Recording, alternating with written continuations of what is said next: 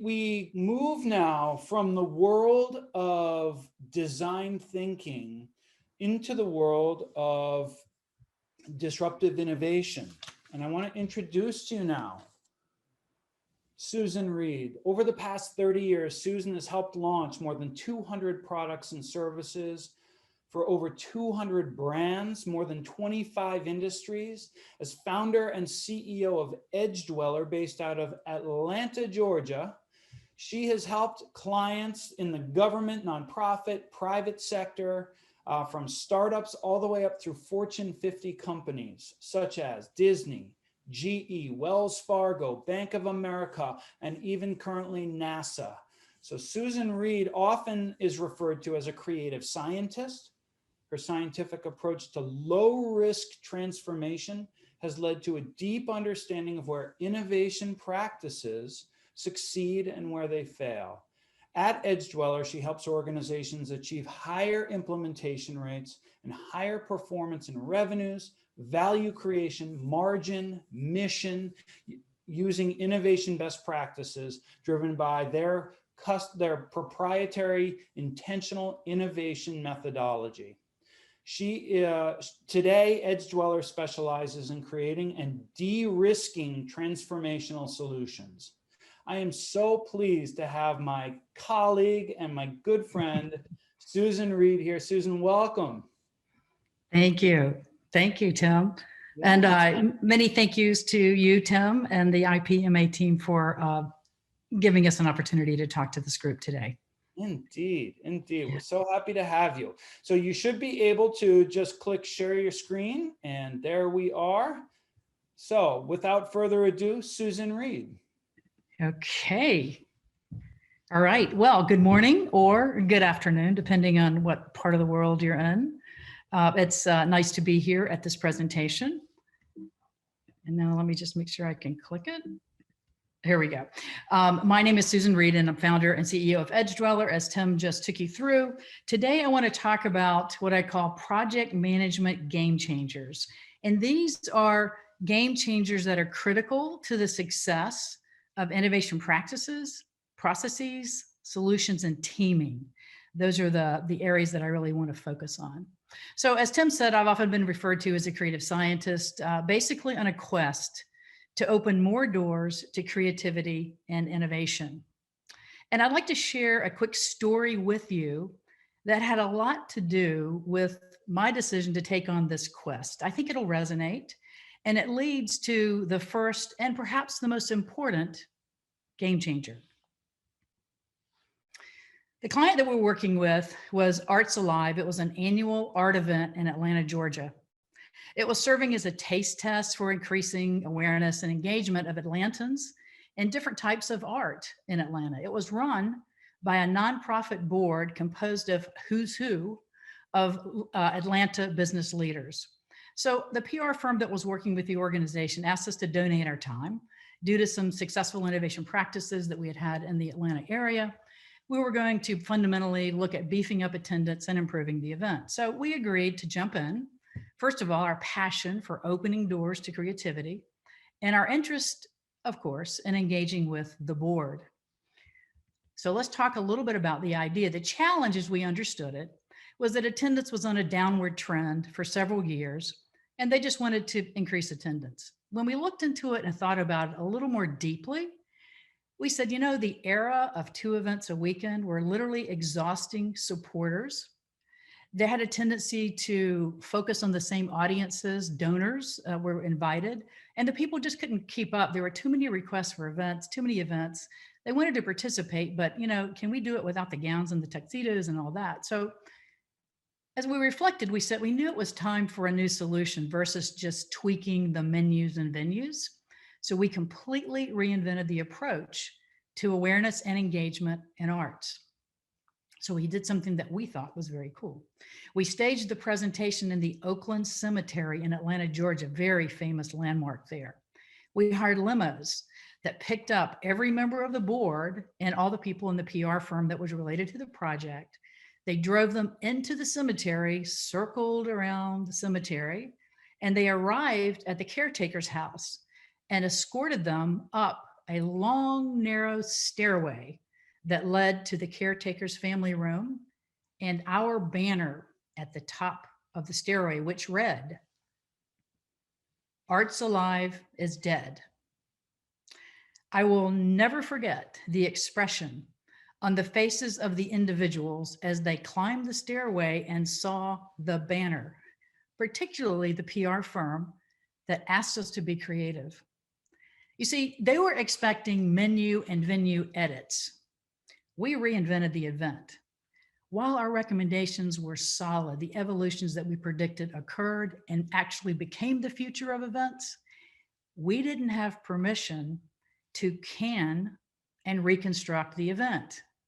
We started the solution before having them understand and agree on the need to reinvent, the need to go beyond incremental solutions.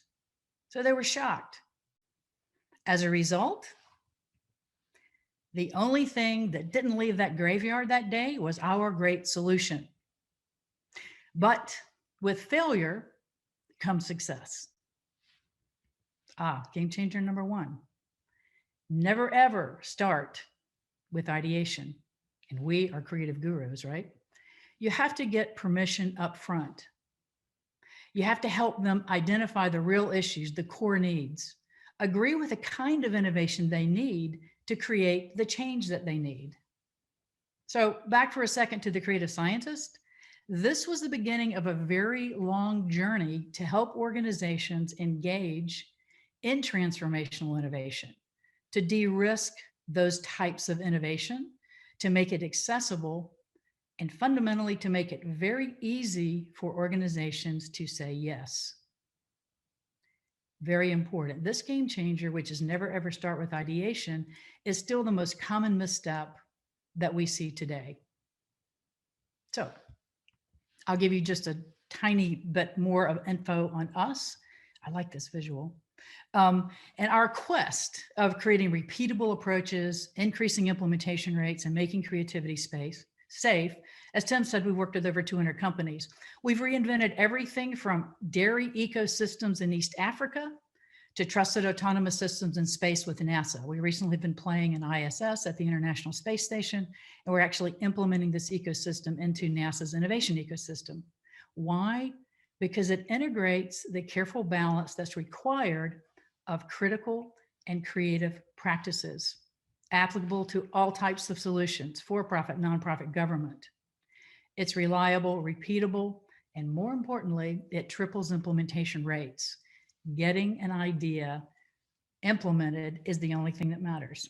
So I'm confident, because of the range of solutions that we've worked with, that this information is going to be relative to you, your organization, and your approach.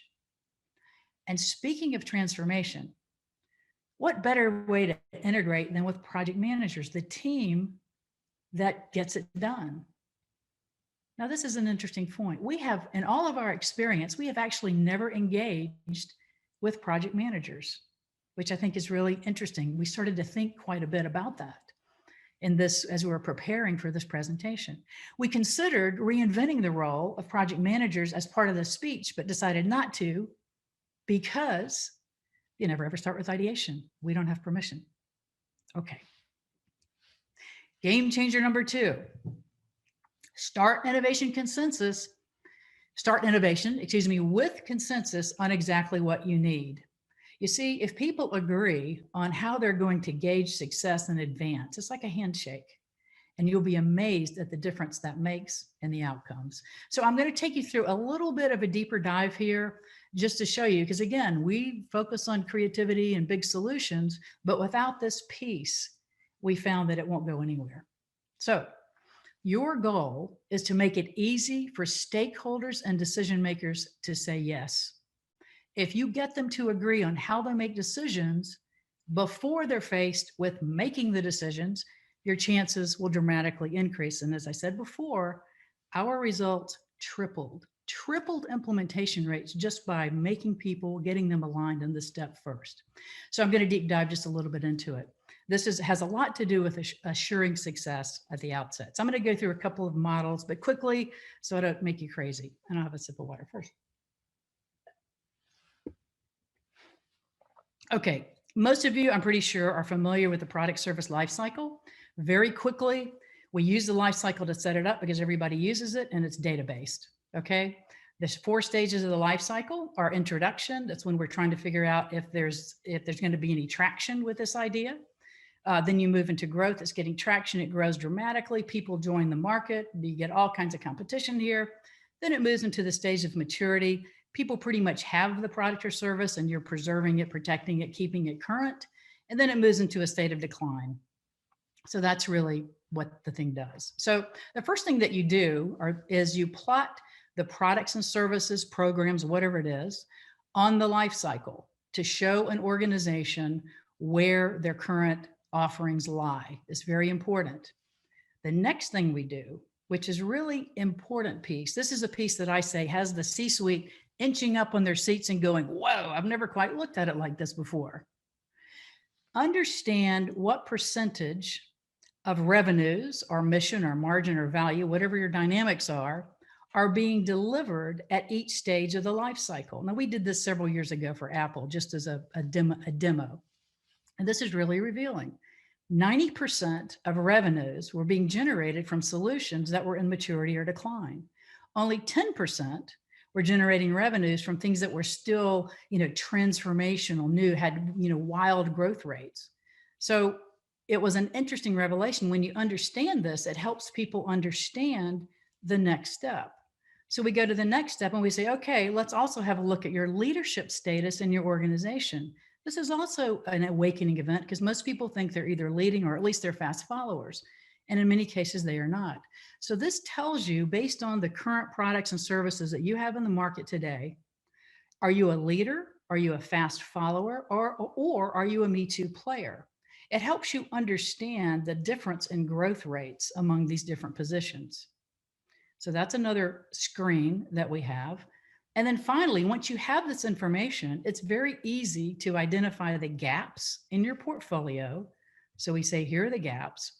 And then we have a stream of innovation types that relate to each gap in the portfolio. So fundamentally, as an organization, do you need to spend more time protecting what you have? Do you need to spend more time growing and moving into high growth, or what? And if you want to do those things, these are the innovation types that you need to use in order to get there. So the next step that we move into is we make sure that people understand the difference in the different types of innovations. Now, you don't have to use these words. You can use whatever you want to. For NASA, we only use 3, but it depends on your organization. But fundamentally, you identify the innovation types and you classify them. And now you have a common language for people understanding. When I say, let's do leading innovation, everybody in the organization understands what it means. Let me give you a quick review of this. Leaping innovation, the way that we define it, is new to world, very high risk rates, 94% plus. Usually startups, incubators do this. Leading innovations, they also focus on transformational innovations, but they do it in a step of incremental stages to get there. So it de-risks the transformation considerably, reduces the risk rate. So 10 to 20% risk rate. Improving features, benefits, new segment, new extension, new tweak, new whatever. Those are 5 to 15% risk rate. And then we get into the enabling, where a lot of technology solutions are here today. More efficiency, more capacity, more margin. And so it's important that when people are creating innovations, they understand the type. When I said common language is critical, this is pretty interesting. We surveyed people that we've dealt with over the years, and we asked them, if you just added common language to your process of innovation, how would that impact your organization?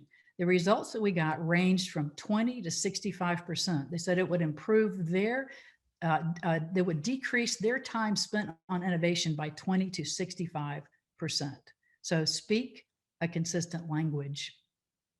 So very important. The final piece here are what we call decision metrics. Now that everybody agrees, here are our gaps, here's the innovation type that we need to fill the gaps, it's important that people understand a leading innovation and an enabling innovation. You use different decision criteria for that. So we create decision criteria with them for each type of solution. So now The leadership team, the innovation team, they're ready to go. They understand what we need, what type of innovation we need. And not only that, but here are the metrics that everybody's going to use to make decisions on which of the solutions that you come up with are going to make the most sense. And these tools are reiterated into the process throughout the entire process. So we even have here. So fundamentally, when you create solutions, you come back and you rank them against each other. First thing you do is you improve the solutions, and then you start eliminating. So now we have success metrics, and everybody has agreed on this before we start. If I can talk to you, people are emotional. People love certain things. This makes it a more objective process. So fundamentally, setting these things up in the beginning, portfolio views are inarguable. They're data-based. They drive leadership consensus, and they drive commitment to ideas that will deliver against the success metrics. Another important insight here is that most innovations start in the wrong place. I could go into a whole nother thing of that, but I won't. Usually about 50% of them, which is kind of incredible. So fundamentally, we think about this. We think about project managers. Your success, could be integrated with this process to help focus, classify, change. Your job as a project manager fundamentally would be moving that needle to the left. So if we move the needle to the left, it's higher levels of innovation, higher performance and growth, and longer lasting success. So whose role is this today in the organizations? What role could project managers play in the future? So start innovation with consensus on exactly what you need. Now, let's go to number 3. Game changer number 3. Choose cognitive diversity as the best team building solution for advanced problem solving. Today, it's more than one-off stuff. It's big stuff. And so let me tell you about cognitive diversity. Cognitive diversity is the blend of critical and creative thinking that you must have at the innovation table. And let me show you how we have discerned this. We've tested every method on earth, going back to the scientific part of our exploration. Most people today are still using skills and expertise. If you understand this technology, then you're going to be on the team. Maybe there's cross-functional teams. Somebody comes from, this area of the organization or this. Those are the ones that I think probably are leading today. But cognitive diversity is a different tool. Let me just give you a very quick overview of how it works, and then I'm going to walk you through it. Fundamentally, there's an x-axis and a y-axis. The y-axis is creative thinking. This is the ability of people, how they use levels of creative thinking and how they use levels of critical thinking. Each of these axes serves to tell you the impact of each of these profile types. We have 3 different types of profiles and 6 specific profiles. The profiles are criticals, people who rely on high levels of critical thinking to make decisions. We have switchers. These are people who have high levels of both critical and creative thinking, and they switch back and forth in terms of how they use thinking. And then we have creatives that fundamentally focus on high levels of creativity. Now, all of these profiles have very, very specific impacts and levels of importance in the process. So what I'd like to do is we've used some iconic individuals, I guess, to demonstrate the different profiles. And as I zoom through this, I'd like for you to think about this and try to classify yourself when I go through this pretty quick definition. Okay? So let's start with the stabilizer. The stabilizer lives in the world of what is. On this profile, it's high levels of critical thinking. Their role is to analyze and stabilize environments. Just a simple definition. Jane Goodall is a great example of a stabilizer. I don't know if you know her or not, but she knows everything on planet Earth about chimpanzees. If you are going to change a scenario or the situation with chimpanzees, you go to Jane because she's going to tell you what will happen. She's going to tell you where it'll fall apart. But the wonderful thing about a stabilizer is not only will they tell you where it's going to fall apart, if you make them do it quickly, and that's the trick here, they will actually give you the fastest path to a solution. So a stabilizer Here's the environment. Here's what it is. When you do this, here's what's going to happen. Okay, yeah, here's how I'd fix it very quickly. That's the stabilizer. Critical thinker number 2 is an optimizer. An optimizer lives in the world of what's next. This is where most strategists in the world live. Now we see this changing today because of the need for more disruptive innovation. Their role fundamentally is to improve and optimize. We use Tim Cook. Why? Because he has done an amazing job of taking everything that Apple did and just optimizing the heck out of it, improving it, etc. He has done less in terms of introducing new solutions to the world, but more in terms of optimizing and creating better ways of doing what currently exists. So this is a very important role. You can't live without somebody that can plan and create a path to the next step. Now we move into the switcher zone. We use Bill Gates as an example, and I'll tell you why. Now, switchers are in this area. They blend high levels of creative and critical thinking. They organize to transform. Now, they don't start with creativity necessarily, but they have enough levels of creativity so that they can understand and embrace ideas of the future. But more importantly, they can put the infrastructure behind it, the creativity and the infrastructure behind them to make them work.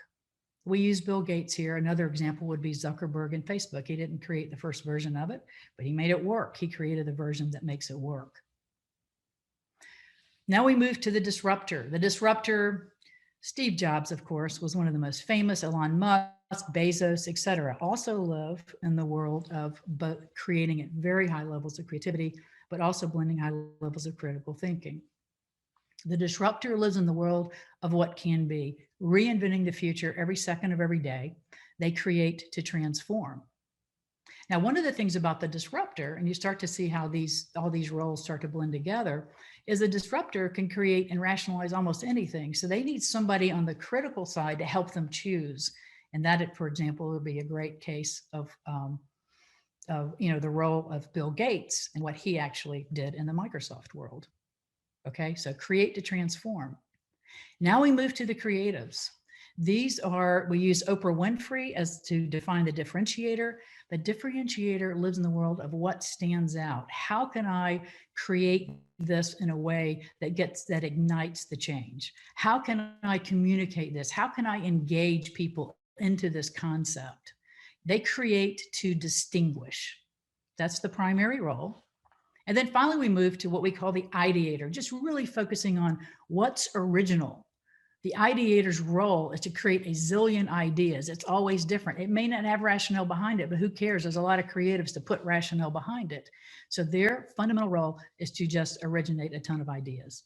One of the famous icons of the past was Lucille Ball, her character, Lucy, because it just pop, pop, pop, didn't make sense, but wow, was it incredible. So these are the 6 different roles. So think about who you are in this balance. And now I want to just talk to you for 2 seconds about the hero tasks of each of these roles. So the critical's core role is operational efficiency, capacity, continuous improvement, point out where it's going to fail, make it work. The switchers, their role are industry disruptions, business model innovation, continuous innovation. Their role is to create the future and to make it possible. Creatives, positioning, differentiation, continuous ideas, make it appealing, ignite the change, get people engaged. So the interesting thing that I would ask for the project managers are, what are the hero tasks for project managers today? And maybe even a more interesting question would be, what will the roles be in the future?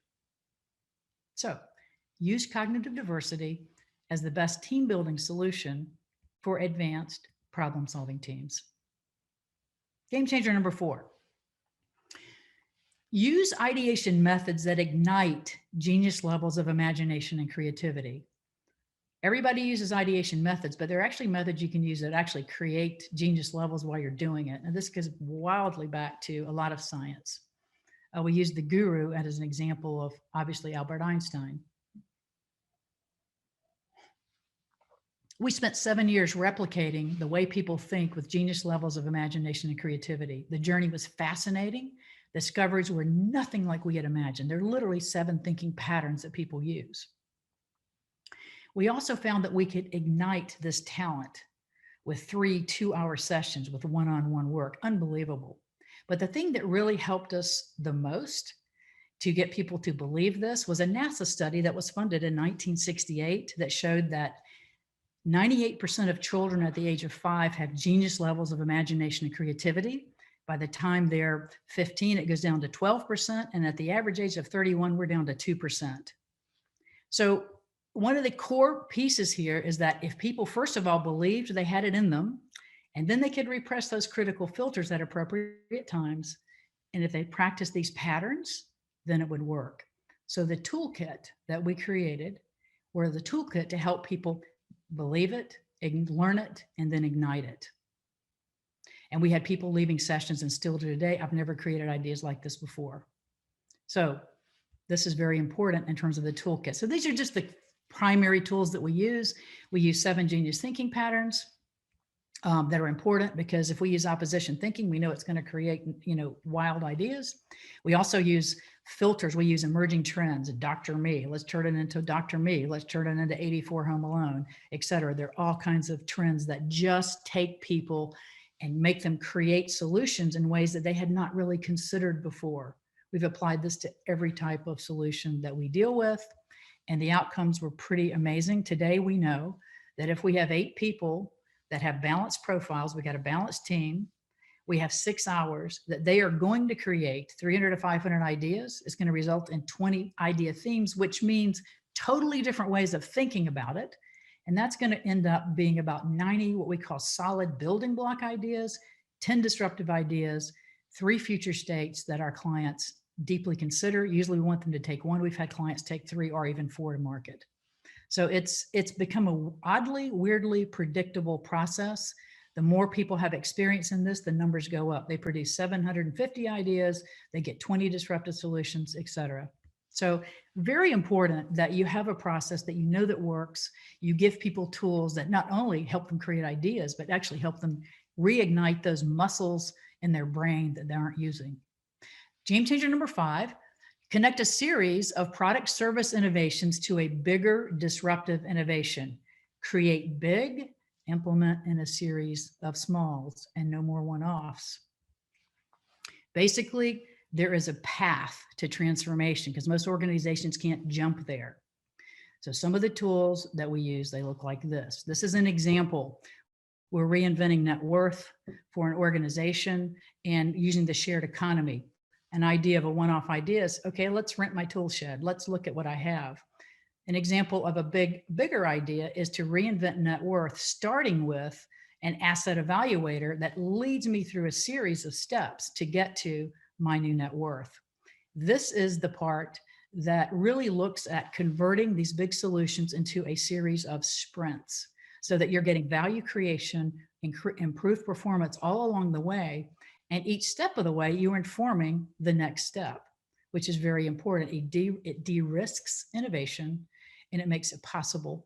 And it, again, is handled in a series of sprints. You put the infrastructure behind it, and you understand now, if I'm reinventing technology, I understand the role of that technology in 5 stages. I'm not doing one-off technologies. It makes technologies be the impetus behind solutions of the future.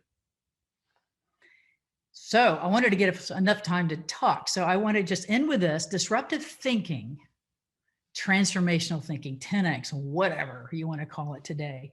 It's no longer an optional skill set because of the speed of change, but how you manage it is.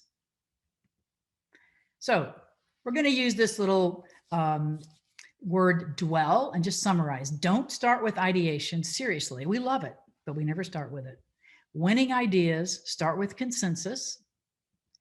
Every team needs cognitive diversity. You have to have that balance. You can't live without any of those thinking profiles. Leading ideas require intentional creativity. Get to a result that you know will occur, and leverage your innovation series to get to a higher impact, to get to a bigger transformational solution.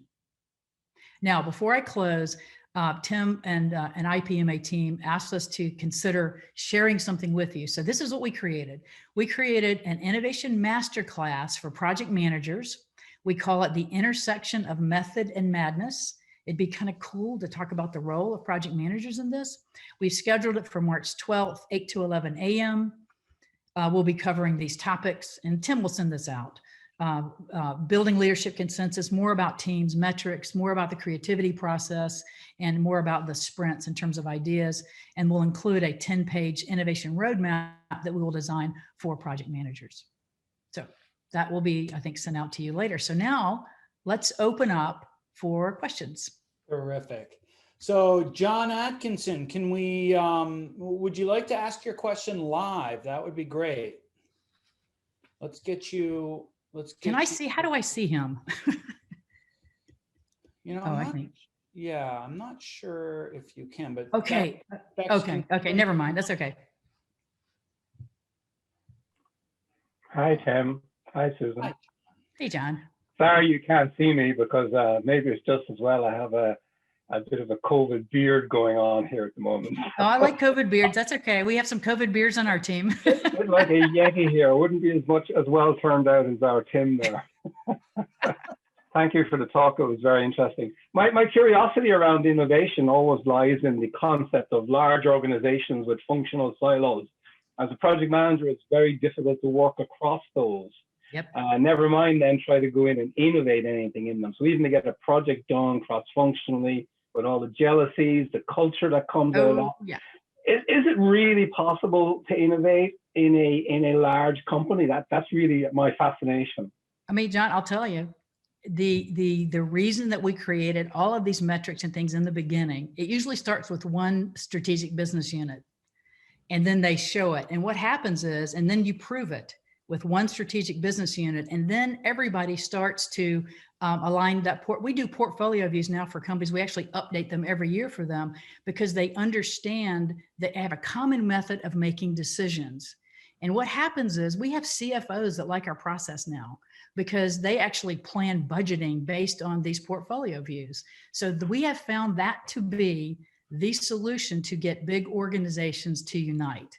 And today, organizations have to have a process. It has to be repeatable. They're worn out. They have this process over here, this one over here. They don't even know what works. And usually it's based on an individual that has a good idea. So process, decision metrics in advance, and you actually will see progress. The other thing is that we started to turn it over more to them. We just give them insights. We give them ideas. They make the decisions based on their criteria, and that works. Okay, good.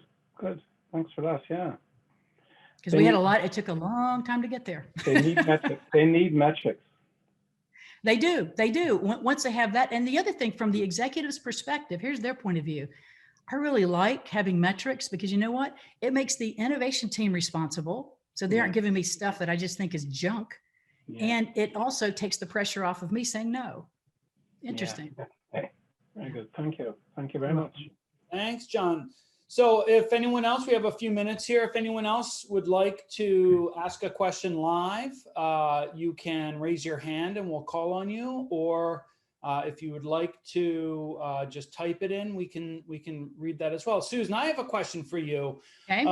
So can you talk a little bit more about the power of kind of a diverse team, right? You know, a lot of times I think about a cross-functional team as the go-to kind of method, right? What's the fallacy of a cross-functional team or a team of experts even versus the sort of team composition that you're talking about? Okay, well, first of all, on the expert side of the equation, we say that you probably know too much to innovate. Now, it doesn't mean that they aren't included in the process, but it means in the process of creating solutions and the team that does it, you aren't getting the blend that you need. So sometimes people are too close to it. Their ideas, believe it or not, are very incremental. The more you know, the more incremental your ideas, because you know too much. Oh, that never works. It was done 2 years ago, blah, blah, blah, blah, whatever. So that's one of the things, you know, that is in the cross-functional piece. It's more about people are human. It's like, this is going to A, wipe out my position. B, it's going to make my job harder every day. So you want a team that that is not so tied into the solution. They are all about the creativity, the levels of creativity and critical thinking that you need to create. And here's one more point about that, is that when we work with a team, there were, for example, worked with a team once that were in the energy space. 85 to 90% of everybody and we did hundreds, like 750 people, and 85 to 90% were critical thinkers. Critical thinkers alone, because of the nature of their expertise, are going to create more incremental ideas. And so we said, you have to reach outside and bring others in. So it's I cannot describe how important that teaming is. Yeah. So earlier in our last discussion, we heard from Michael Lurick talking about agile and lean. I see Wolfgang has offered up a question here. Sort of lean and agile. What's your take on lean and agile approaches in an innovative, in kind of an innovation environment? Those practices are applied in our process in the stage of innovation evolution. I was trying to back up to that slide, but I'm not having success. Here we go. Let me just show you where it is. This is where it occurs.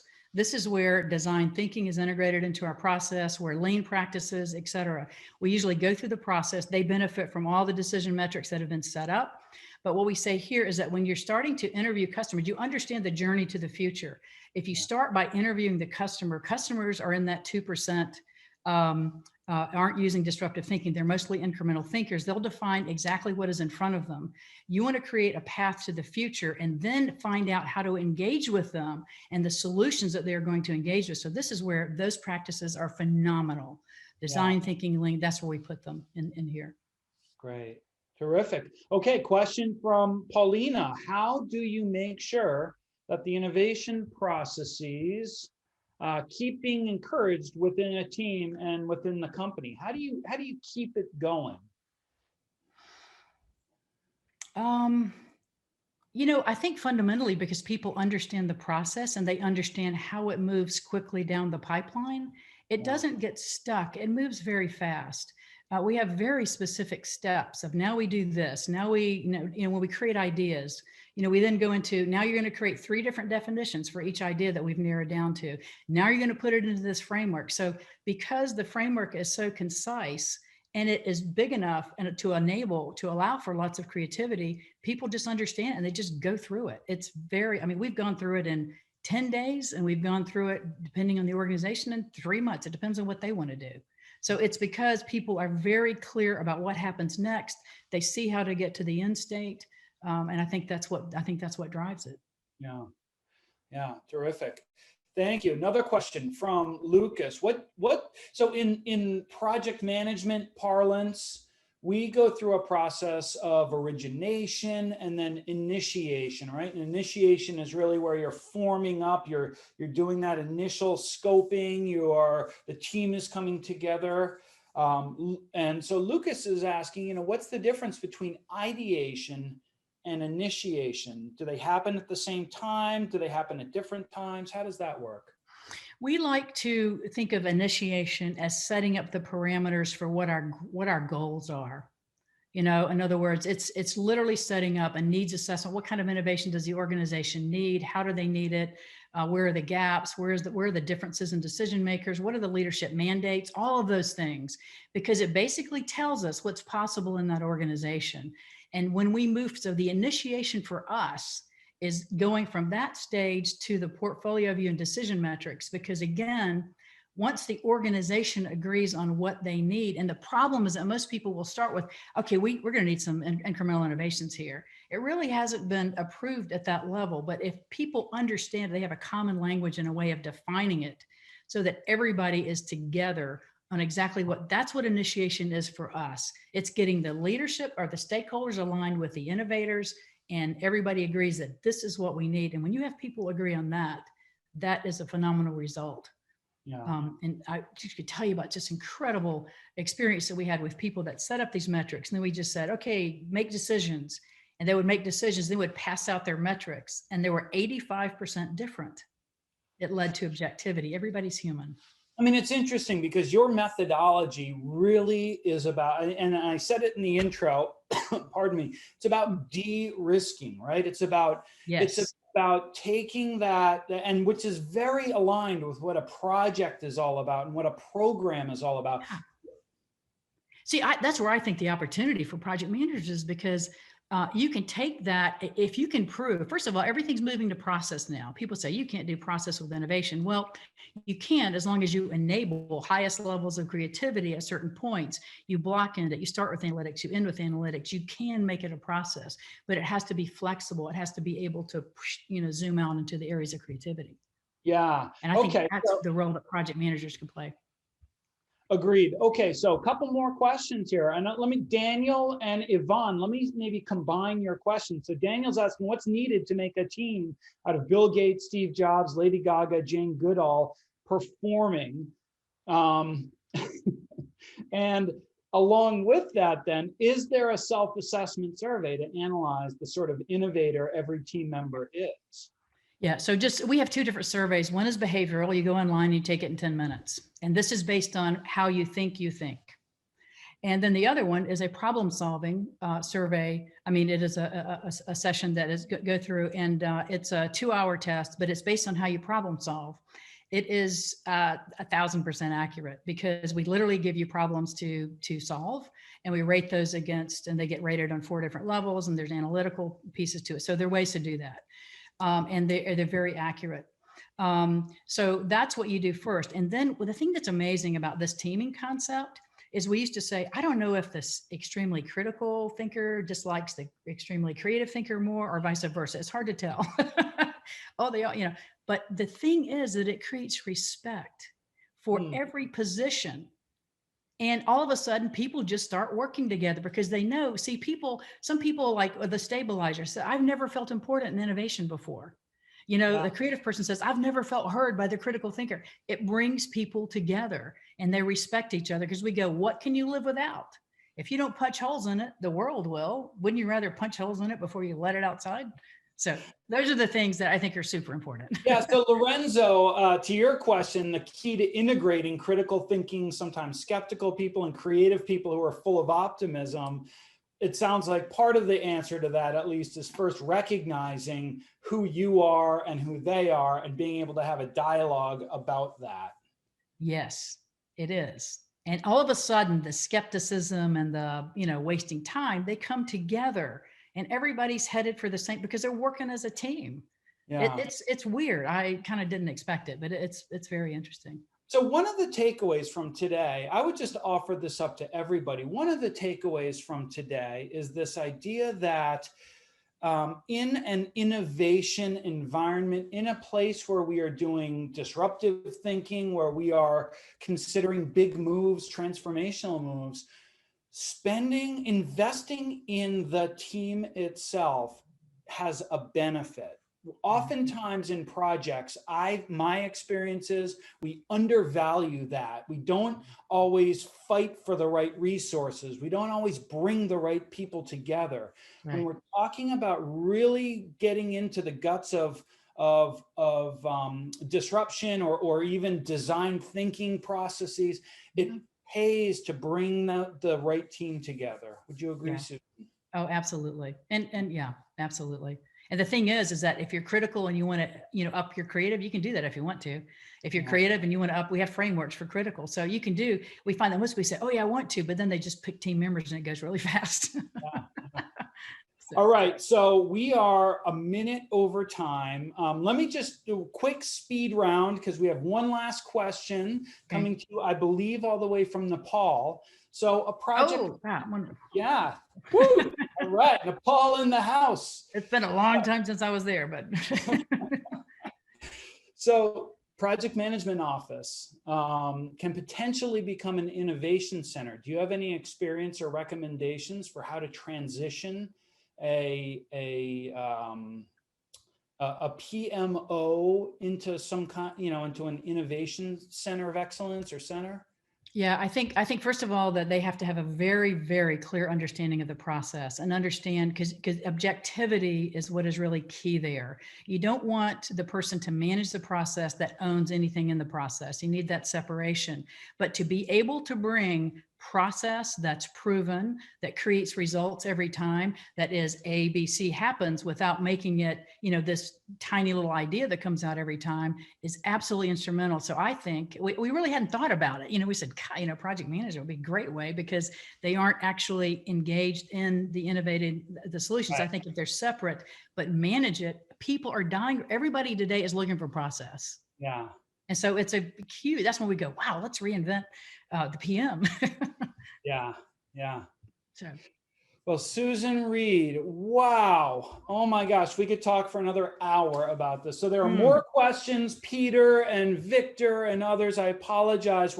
We are over time now, but we are saving these questions. We will get these over to Susan and Michael and others. And we thank you so much for this discussion. Susan, thank you so much for your time. Absolutely. And happy to answer any other questions. It's our thing, Great. Well, March 12th, keep this in mind, everyone. Put it in your diaries right now. March 12th, there's a masterclass that Susan and her team are offering. And so we will promote this at the end of the session today, as well as an email. So again, thank you for that. Yeah. And anything you want addressed in that session, now is the time to tell us, because we'll be putting that together. Awesome. Great. Okay. So my friends, it's 11:03 here in New York. It's 3 after the hour. We're going to take a 5-minute break. Yay. And we are going to come back together with an amazing panel discussion. It's going to be a little bit different than your typical panel. So don't go away. You're going to be part of the panel. Everybody here is going to be part of the panel. So Brigitte and team, look forward to having you in 5 minutes exactamente. So, okay. Thank you. Thank you.